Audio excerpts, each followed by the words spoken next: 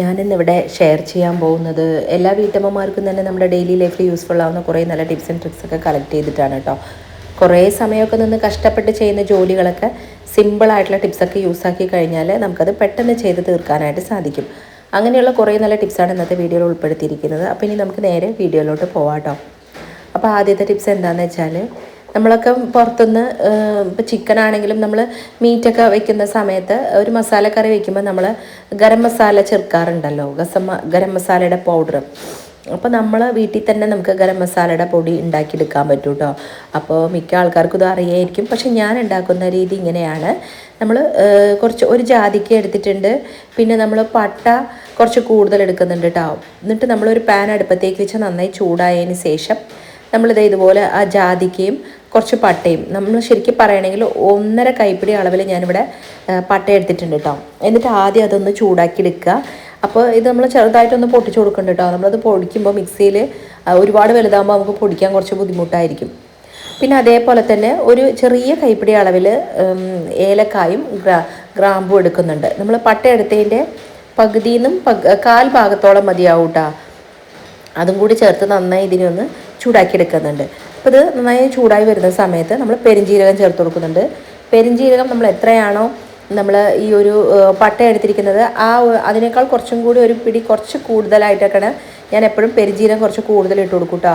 പിന്നെ ഞാനിപ്പോൾ ഇവിടെ ജാതിക്ക് ഇട്ട് കൊടുത്തു. പിന്നെ ജാതിപത്രി ഉണ്ടെന്നുണ്ടെങ്കിൽ അതും എടുക്കാം. പക്ഷെ ഇപ്പോൾ കയ്യിലില്ലാത്തത് കൊണ്ടാണ് കേട്ടോ. ഉണ്ടെങ്കിൽ ഒരു ജാതിപത്രിയുടെ അത് ഇട്ട് കൊടുത്താലും മതിയാവും. അപ്പോൾ ഇതൊക്കെ ചേർത്ത് നന്നായി ഒന്ന് ചൂടാക്കി നമുക്ക് ഒന്നിങ്ങനെ ഈ ഒരു പെരിഞ്ജീരകം പൊട്ടി വരുന്ന സമയത്ത് നമുക്ക് ഫ്ലെയിം ഓഫാക്കി കൊടുക്കാം കേട്ടോ. എന്നിട്ട് നമ്മൾ അത് വേറൊരു പാത്രത്തിലേക്ക് മാറ്റി അത് നല്ല രീതിയിൽ തന്നെ ചൂടാറാനായിട്ട് നമ്മളൊന്ന് വെയിറ്റ് ചെയ്യുക. ചൂടാറിയാലേ നമുക്ക് പെട്ടെന്ന് പൊടിഞ്ഞ് കിട്ടത്തുള്ളൂ കേട്ടോ. അപ്പോൾ അതിനെ നമ്മൾ ഇതുപോലെ ഒന്ന് ആക്കി അവിടെ മാറ്റി വയ്ക്കുന്നുണ്ട്. ഇനി ഞാനിതുപോലെ പെരിഞ്ജീരകം പൊടിച്ചെടുക്കുന്നുണ്ട് കേട്ടോ. ചിലരൊക്കെ പല കാഷ്യൂ നട്ടൊക്കെ ചേർത്തിട്ടൊക്കെ പെരിഞ്ജീരകം പൊടിക്കാറുണ്ട്. അങ്ങനെ ചേർത്താലും നല്ല ടേസ്റ്റാണ്. ഇപ്പം ഞാൻ ഇവിടെ ചെയ്യുന്നത് രീതിയാണ് കേട്ടോ കാണിക്കുന്നത്. അപ്പോൾ നമ്മൾ ഇതുപോലെ പെരിഞ്ജീരകം ശരിക്കും ഒരു പാക്കറ്റിൽ വാങ്ങിച്ചിട്ട് അത് മുഴുവനായി തന്നെ ഈ ഒരു പാനിലേക്ക് ഇട്ടിട്ട് ലോ ഫ്ലെയിമിൽ വെച്ചിട്ട് ഈ ഒരു പെരിഞ്ജീരകവും നമ്മളിതുപോലെ ഒന്ന് വറുത്തെടുത്ത് മാറ്റി വയ്ക്കുന്നുണ്ട്. ഇത് പെരിഞ്ജീരകം സെപ്പറേറ്റ് ആയിട്ട് പൊടിക്കാനുള്ളതാണ് കേട്ടോ. നമ്മൾ എന്തിനെങ്കിലുമൊക്കെ പെരിഞ്ജീരകത്തിൻ്റെ പൊടി ചേർക്കാറുണ്ടല്ലോ, അപ്പോൾ അതിന് വേണ്ടിയിട്ടാണ്. ഇനി ഇത് ചേർത്ത ശേഷം ഇതേപോലെ തന്നെ നമ്മൾ നല്ല ജീരകം ഉണ്ടല്ലോ, നല്ല ജീരകം ഞാൻ എപ്പോഴും പാക്കറ്റിൽ പൊടി വാങ്ങിക്കാറില്ല. ഞാൻ വീട്ടിൽ തന്നെയാണ് പൊടിക്കാറ്. അപ്പോൾ പെരിഞ്ജീരകത്തിൻ്റെ പൊടിയാണെന്നുണ്ടെങ്കിലും നല്ല ജീരകത്തിൻ്റെ പൊടിയൊക്കെ നമുക്ക് മാർക്കറ്റിൽ അവൈലബിൾ ആണ്. പക്ഷെ ഞാൻ എപ്പോഴും ഇങ്ങനെ പൊടിച്ച് വെക്കാറാണ് ചെയ്യുക കേട്ടോ. അപ്പോൾ നമുക്ക് സമയം കിട്ടുന്ന സമയത്ത് കഴിഞ്ഞിരിക്കുന്നതെല്ലാം നമ്മൾ ഇതുപോലൊക്കെ നോക്കി ഒക്കെ പൊടിച്ച് നമ്മളൊക്കെ എപ്പോഴും കണ്ടെയ്നറിലാക്കി കറക്റ്റാക്കി വെക്കുകയാണെന്നുണ്ടെങ്കിൽ നാളുകളോളം തന്നെ നമുക്ക് കേടുകൂടാതെ സൂക്ഷിക്കാൻ പറ്റും. അതെങ്ങനെയാണ് എന്നും കൂടി ഞാൻ ഈ ഒരു ഇതിൽ പറയുന്നുണ്ട് കേട്ടോ. അപ്പോൾ നല്ല ജീരകവും ഇതുപോലെ ഒന്ന് ജസ്റ്റ് ഒന്ന് പൊട്ടി വരുന്ന സമയത്ത് നമുക്കതും ഫ്ലെയിം ഓഫാക്കി കൊടുത്താൽ അതിൽ തന്നെ ഇരുന്നിട്ട് അതൊന്ന് നന്നായി ഒന്ന് ചൂടാറി വരട്ടെ. അപ്പോൾ നമ്മൾ ആദ്യം ഈ ഒരു മസാല കൂട്ടുണ്ടല്ലോ അതിനെ നമ്മളിതേപോലെ ചേർക്കുന്നുണ്ട്. അപ്പോൾ നമ്മൾ ജാതിക്ക അങ്ങനെ ശരിക്കും ഒരു വലിയൊരു ജാതിക്കയാണല്ലോ, അതിന് നമ്മളൊന്ന് കുത്തിയിട്ട് ഒന്ന് ഇടികല്ലിലിട്ട് ഒന്ന് കുത്തിയതിന് ശേഷമാണ് കേട്ടോ അതിലേക്ക് ഇട്ട് കൊടുക്കുന്നത്. അങ്ങനെ തന്നെ ഇട്ടാൽ ചിലപ്പോൾ നമ്മുടെ മിക്സിയുടെ ജാറിന് ചിലപ്പോൾ കംപ്ലൈൻറ്റ് വരാൻ സാധ്യതയുണ്ട്. അപ്പോൾ ഈ ഒരു മസാലക്കൂട്ട് 2 പ്രാവശ്യമായിട്ടാണ് കേട്ടോ ഞാനിത് പൊടിച്ചെടുക്കുന്നത്. പൊടിച്ചെടുത്തതിന് ശേഷം ഇതിനെ എല്ലാം കൂടെ ഒന്ന് നന്നായി മിക്സ് ചെയ്തിട്ട് ഈ ഒരു പൊടി നന്നായി തന്നെ തണുക്കുന്നത് വരെ ഇതുപോലെ ഓപ്പണായിട്ട് നമ്മൾ വെക്കണം കേട്ടോ. നമ്മൾ ഈ പൊടിച്ച ഉടനെ നമ്മളൊരു ബോക്സിലാക്കിയിട്ട് നമ്മൾ വെക്കുകയാണെന്നുണ്ടെങ്കിൽ അതിൽ ഈർപ്പം വന്നിട്ട് ആ പൊടി കുറേ നാൾ കഴിയുമ്പോൾ പൂപ്പൽ വരാൻ സാധ്യതയുണ്ട്. ഇതൊക്കെ ഇതുപോലെ ഒന്ന് നമ്മൾ ശ്രദ്ധിച്ചു കഴിഞ്ഞാൽ നമ്മൾ പൊടിച്ചു വെച്ചിരിക്കുന്ന എന്ത് പൊടിയാണെന്നുണ്ടെങ്കിലും കുരുമുളകാണ് എന്താണെന്നുണ്ടെങ്കിലും അത് പെട്ടെന്ന് പൂപ്പലടിക്കുകയില്ല, കേട് വരില്ല കേട്ടോ. ഇനിയിപ്പോൾ അടുത്തത് അതേപോലെ തന്നെ നമുക്ക് പെരിഞ്ജീരകവും നമ്മൾ പൊടിച്ചെടുക്കാം. എന്ത് പൊടിച്ചെടുക്കുന്ന സമയത്തും ഇതുപോലെ നമ്മൾ പൊടിച്ച് നമ്മൾ സൂക്ഷിക്കുന്നതാണെന്നുണ്ടെങ്കിൽ പൊടിച്ച് അതുപോലെ തന്നെ മിക്സിയുടെ ജാറിൽ ഒരല്പം പോലും വെള്ളം പാടില്ല കേട്ടോ. നന്നായി തുടച്ചെടുത്ത് നമ്മൾ വേണമെന്നുണ്ടെങ്കിൽ ഗ്യാസ് ഒന്ന് ജസ്റ്റ് ഒന്ന് കത്തിച്ചിട്ട് സിമ്മാക്കിയിട്ട് ഈ മിക്സിയുടെ ജാർ ഒന്ന് ജസ്റ്റ് തിരിച്ച് വെച്ച് കൊടുക്കുകയാണെന്നുണ്ടെങ്കിൽ അതിൻ്റെ ഉള്ളിലുള്ള ആ ഒരു തണുപ്പിൻ്റെ ആ ഒരു ഇതെല്ലാം പോയിട്ട് നല്ല പോലെ തന്നെ ആ ഒരു മിക്സിയുടെ ജാർ ചൂടാവും. എന്നിട്ട് നന്നായി ഒന്ന് ടിഷ്യൂ പേപ്പർ വെച്ച് തുടച്ചതിന് ശേഷം മാത്രം നമ്മളിതുപോലെ പൊടികളാക്കുക കേട്ടോ. എന്നിട്ട് അത് നല്ല രീതിയിൽ ചൂടാറിയതിന് ശേഷം ഇതുപോലെ ഒരു കണ്ടെയ്നറിൽ, അതും ചില്ലിൻ്റെ കുപ്പിയിൽ തന്നെ നമ്മൾ ആക്കാനായിട്ട് നമ്മൾ ശ്രദ്ധിക്കുക കേട്ടോ. അപ്പോൾ ഇതുപോലെ ഒന്ന് ആക്കിയിട്ട് നമുക്ക് സൂക്ഷിക്കുകയാണെന്നുണ്ടെങ്കിൽ മാസങ്ങളോളം അല്ല വർഷങ്ങളോളം ആണെന്നുണ്ടെങ്കിൽ ഈ ഒരു പൊടി കേട് വരില്ല. പിന്നെ കുറേ നാൾ കഴിയുമ്പോൾ ഒരു വർഷത്തോളമൊക്കെ ആവാറാവുമ്പോൾ നമുക്ക് അതിനൊന്ന് ജസ്റ്റ് ഇതുപോലെ ഒന്ന് അടുപ്പത്ത് വെച്ച് ഒന്ന് ഒരു പാനിലിട്ട് ചൂടാക്കിയിട്ട് പിന്നെ ഇതുപോലെ ചൂടാറിയ ശേഷം എടുത്ത് വെക്കുകയാണെന്നുണ്ടെങ്കിൽ പൊടികൾക്ക് യാതൊരു കംപ്ലൈൻറ്റും വരില്ല കേട്ടോ. ഇനിയിപ്പോൾ അടുത്തതായിട്ട് നമ്മളിപ്പോൾ എന്തെങ്കിലുമൊക്കെ ഇപ്പോൾ സാൻഡ്വിച്ചോ അങ്ങനെ എന്തെങ്കിലും വാങ്ങുമ്പോൾ നമുക്കിതുപോലെ പാക്കറ്റിലുള്ള ടൊമാറ്റോ കെച്ചപ്പ് കിട്ടാറുണ്ട്.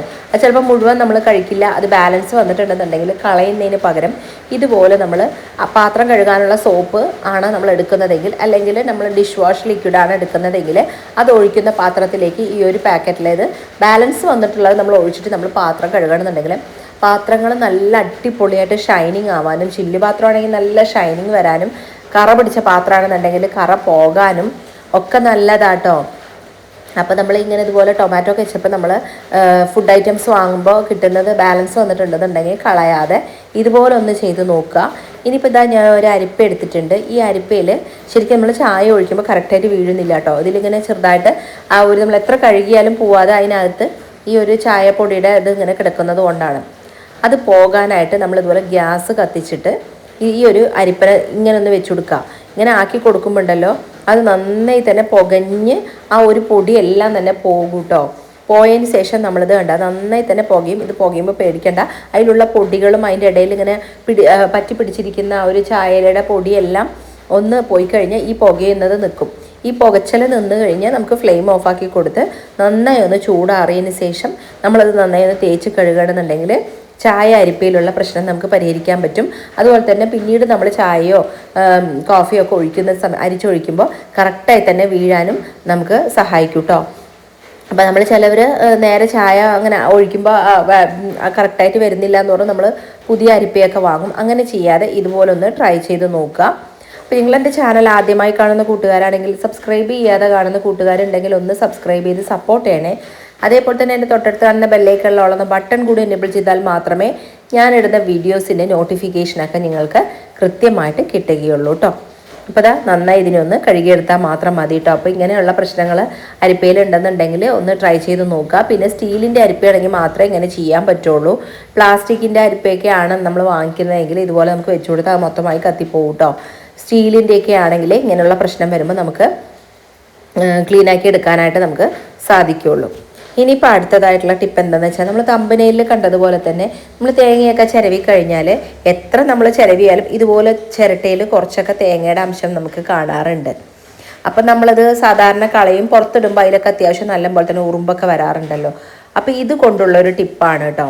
ഇതിപ്പോൾ ഇത് 2 എണ്ണം എടുത്തിട്ടുണ്ട്. ഇത് 2ലും തേങ്ങയുടെ അംശം കുറച്ച് അത്യാവശ്യമുണ്ട് കേട്ടോ. പിന്നെ മക്കളൊക്കെയാണ് തേങ്ങ ചിരവുന്നതെങ്കിൽ അത്യാവശ്യം ഇതിനേക്കാളും കൂടുതലായിട്ട് തേങ്ങ അവിടെ പറ്റിപ്പിടിച്ചിട്ടുണ്ടാവും. ഇനി നമ്മളൊരു ഇടികല്ലിലേക്ക് കുറച്ച് നിലക്കടല എടുക്കുന്നുണ്ട്. നിലക്കടല എടുത്തിട്ട് നമ്മൾ അതിനൊന്ന് ഇടിച്ചു എടുക്കാം കേട്ടോ. അത് കുറച്ച് തണുത്തിട്ടുള്ള നിലക്കടലയാണ്. നല്ല പുതിയ നിലക്കടലയൊക്കെ ആണെന്നുണ്ടെങ്കിൽ ഒന്ന് ജസ്റ്റ് കുത്തിക്കഴിഞ്ഞാൽ തന്നെ പൊടിഞ്ഞു കിട്ടും കേട്ടോ. അപ്പോൾ നമ്മളിതിന് നന്നായി ഒന്ന് പൊടിച്ചെടുത്തിട്ട് വരാം. പൊടിച്ചെടുത്തിട്ട് വന്നിട്ടുള്ള ആ നിലക്കടല തന്നെ നമ്മൾ ഈ ഒരു ചിരട്ടയിലേക്ക് നമ്മൾ ഇതുപോലെ 1-2 ചിരട്ടയിലും നമ്മൾ ഇട്ട് കൊടുക്കുന്നുണ്ട് കേട്ടോ. അത്രയ്ക്കല്ലേ നമ്മൾ എടുത്തിട്ടുള്ളൂ. അതിന് ശേഷം പിന്നെ നമ്മളിതിൽ മെയിനായിട്ടൊരു സാധനം ചേർക്കുന്നുണ്ട്. അപ്പോൾ നമ്മുടെ വീടുകളിലൊക്കെ എന്തിനെങ്കിലുമൊക്കെ ആവശ്യത്തിന് നമ്മൾ സിമെൻറ്റ് വാങ്ങി വെച്ചിട്ടുണ്ടാവും, അല്ലെങ്കിൽ വൈറ്റ് സിമെൻറ്റൊക്കെ നമ്മുടെ വീട്ടിൽ പെയിൻ്റ് അടിക്കുക അങ്ങനെയൊക്കെ കഴിഞ്ഞ് കഴിഞ്ഞാൽ കുറച്ച് വൈറ്റ് സിമെൻറ്റൊക്കെ നമുക്ക് ബാലൻസ് വന്നിട്ടുണ്ടാവും. വൈറ്റ് സിമെൻറ്റ് എടുക്കണമെങ്കിൽ എടുക്കാം, അല്ലെങ്കിൽ സിമെൻറ്റ് എടുക്കാം കേട്ടോ. അപ്പോൾ നമ്മുടെ സിമെൻറ്റാണ് എടുത്തിരിക്കുന്നത്. കുറച്ച് സിമെൻറ്റും കൂടി അതിലേക്ക് ഇട്ട് കൊടുത്തിട്ട് കുറച്ച് നമ്മൾ വെള്ളം ഒഴിച്ച് നന്നായി മിക്സ് ചെയ്യുക കേട്ടോ. ഇതുപോലെ നമ്മൾ ഉപയോഗിക്കാത്ത വല്ല സ്പൂണോ അങ്ങനെ എന്തെങ്കിലും നമ്മൾ എടുത്താൽ മതിയും. അതിന് ശേഷം നമുക്കത് കളയാവുന്നതാണ് കേട്ടോ. അപ്പോൾ ഇതുപോലെ നന്നായി ഒന്ന് കുറച്ച് വെള്ളവും കൂടെ ചേർത്തിട്ട് ഈ കടലയുടെ പൊടിയും ഈ ഒരു സിമെൻറ്റും കൂടെ രണ്ടും കൂടി നന്നായി യോജിപ്പിച്ച് വെക്കുക. എന്നിട്ട് രാത്രി സമയത്ത് നമ്മുടെ വീടിൻ്റെ പരിസരത്തൊക്കെ എലിയുടെയും പെരിച്ചാഴിയുടെയും ശല്യമുള്ള സ്ഥലത്ത് ഇത് വെച്ച് കഴിഞ്ഞാൽ ആ ഭാഗത്ത് നിന്ന് കണ്ടിന്യൂസ് ആയിട്ട് 2-3 ദിവസമൊക്കെ വെച്ച് കഴിഞ്ഞാൽ പിന്നെ എലിയും പെരിച്ചാഴിയുടെയും ശല്യം പൂർണ്ണമായി തന്നെ നമുക്ക് ഒഴിവാക്കാൻ പറ്റും. പ്രത്യേകിച്ച് നമ്മൾ അടുക്കള തോട്ടമൊക്കെ വെച്ചിരിക്കുന്നത്, അതുപോലെ കപ്പയൊക്കെ വെച്ചിരിക്കുന്ന സ്ഥലത്ത് ഈ ഒരു പെരിച്ചാഴിയുടെ ശല്യം ഉണ്ടാവും. ആ ചെടിനെ മുഴുവനായി തന്നെ പുഴക്കി കളയുകയൊക്കെ ചെയ്യാറുണ്ടല്ലോ.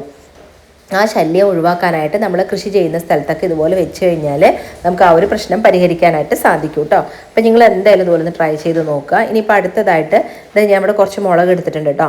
ഈ ഒരു മുളക് മിക്കവാറും പാലക്കാട് ഭാഗത്തേ കാണാറുള്ളൂ കേട്ടോ. പാലക്കാട്ടുകാരുടെ സ്വന്തം പൊള്ളമുളക്, ഇതിനങ്ങനെയാണ് ഇവിടെ പറയാറ് കേട്ടോ. അപ്പോൾ ആ മുളക് ഞാൻ എടുത്തിട്ടുണ്ട്. ഇതിപ്പോൾ ഈ ഒരു മഴ പെയ്യുന്ന ഈ ഒരു സീസണിൽ മാത്രമേ കിട്ടുള്ളൂ കേട്ടോ. ഇപ്പോൾ ഒരു ഓഗസ്റ്റ് മാസമൊക്കെ കഴിഞ്ഞ് കഴിഞ്ഞാൽ പിന്നെ ഈ ഒരു മുളക് നമുക്ക് കിട്ടില്ല. ജൂൺ, ജൂലൈ, ഓഗസ്റ്റിൽ നമുക്ക് അത്യാവശ്യം ഇത് കിട്ടും. പക്ഷെ ഇത് നല്ല ടേസ്റ്റാട്ടോ. ഇതിപ്പോൾ നമ്മളിത് പച്ചക്കറി, ഉപ്പേരി, എന്തെങ്കിലും തോരനൊക്കെ വെക്കുമ്പോൾ നമുക്ക് ചേർക്കണമെങ്കിൽ അങ്ങനെ ചേർക്കാം.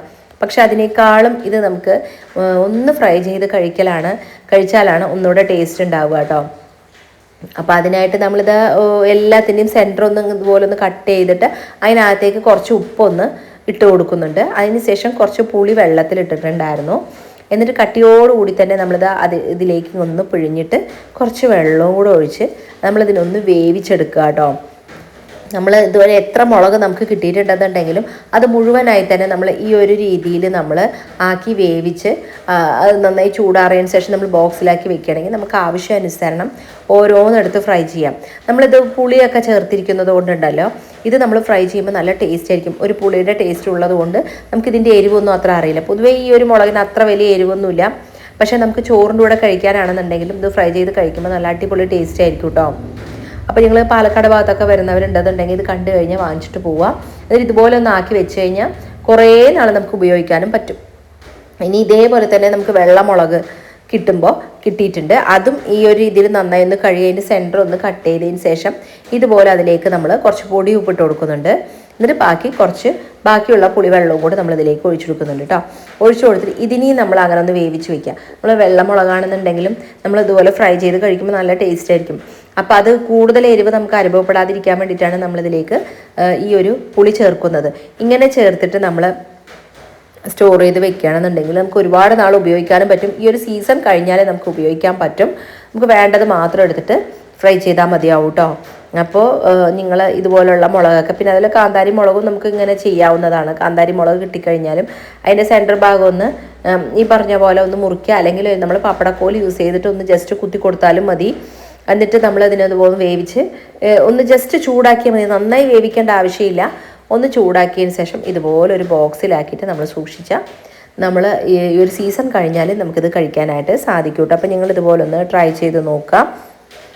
അപ്പോൾ ഇന്നത്തെ വീഡിയോസിൽ ഏതെങ്കിലും ഒരു ടിപ്സ് യൂസ്ഫുള്ളായി തോന്നിയിട്ടുണ്ടെന്നുണ്ടെങ്കിൽ വീഡിയോക്ക് ലൈക്ക് ചെയ്യുക, ഷെയർ ചെയ്യുക, നിങ്ങളുടെ ഫ്രണ്ട്സ് ആൻഡ് റിലേറ്റീവ്സിനൊക്കെ ഒന്ന് ഷെയർ ചെയ്യുക. അതുപോലെ വീഡിയോയ്ക്ക് നല്ല നല്ല കമൻറ്റ് ഇടുക കേട്ടോ. നല്ല നല്ല കമൻറ്റ് വായിക്കുമ്പോഴാണ് എനിക്ക് ഇനിയും വീഡിയോ ഇടാനുള്ള നല്ലൊരു പ്രചോദനം കൂടിയാവുന്നത്. അപ്പോൾ കണ്ടില്ലേ, നമ്മളിത് ഫ്രൈ ചെയ്യുന്നത് കാണിക്കുകയാണ് കേട്ടോ. അപ്പോൾ നമ്മൾ ആവശ്യമുള്ളത് മാത്രം എടുത്തിട്ട് ഇതുപോലെ 1-2 ഒക്കെ ഇട്ടിട്ട് നമുക്കിതൊന്ന് ഫ്രൈ ചെയ്തെടുക്കാവുന്നതാണ്. നല്ല ടേസ്റ്റാണ് കേട്ടോ. അപ്പോൾ ഇത് വേറെ സ്ഥലങ്ങളിലൊന്നും ഞാനത് കണ്ടിട്ടില്ല. അത്യാവശ്യം പാലക്കാട് മാത്രമാണ് ഈ ഒരു പൊള്ളമുളക് കിട്ടുന്നത്. അപ്പോൾ നിങ്ങൾ ഇതുപോലെ ഒന്ന് ട്രൈ ചെയ്യുക. പിന്നെ ഇതേപോലെ തന്നെ അടുത്ത നല്ല ഇൻട്രസ്റ്റിങ്ങും എല്ലാ വീട്ടമ്മമാർക്കും ഒരേപോലെ യൂസ്ഫുൾ ആവുന്ന വളരെ നല്ലൊരു വീഡിയോയിൽ കാണുന്നത് വരേക്കും ബൈ.